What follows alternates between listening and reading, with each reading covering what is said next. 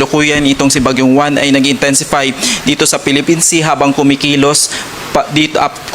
dito sa may eastern section ng Luzon na nagdadala ng kaulapan at mga pag-ulan dito sa may eastern section ng Visayas, dito sa ilang bahagi ng Luzon at dito sa ilang bahagi po ng Mindanao, habang northeast monsoon naman po ang kasalukuyang nakakapekto dito sa may extreme northern Luzon. So as of 3 p.m. kanina, ang sentro nitong si Typhoon 1 ay namataan sa layong 605 kilometers east of Catarman, Northern Samar, na may maximum sustained winds na 150 kilometers per hour malapit sa sentro at gustiness na umaabot ng 185 kilometers per hour.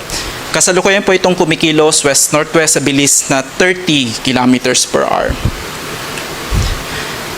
Base po sa track and intensity forecast nitong bagyo, so kasalukuyan pong itong bagyo ay kumikilos pa northwest patungo dito sa may eastern section ng Luzon at inaasahan po natin na maglalandfall ito dito sa may southern portion ng Isabela at northern portion ng Aurora by tomorrow evening hanggang Monday morning, at inaasahan na tatawid po ito dito sa may Cagayan Valley, dito sa Cordillera Administrative Region, dito sa may Ilocos Region at kasama po ang Central Luzon, palabas ng West Philippine Sea by Monday morning or afternoon bago po lumabas ng Philippine Area of Responsibility by Tuesday afternoon.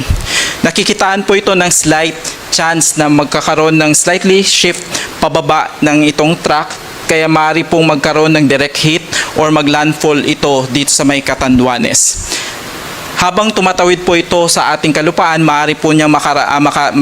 makaranas ng slight weakening dahil po sa interaction nitong bagyo sa kalupaan ng Luzon bago po lumabas ng West Philippine Sea, at nakikita po natin na possible tonight or bukas ng umaga ay maaari po itong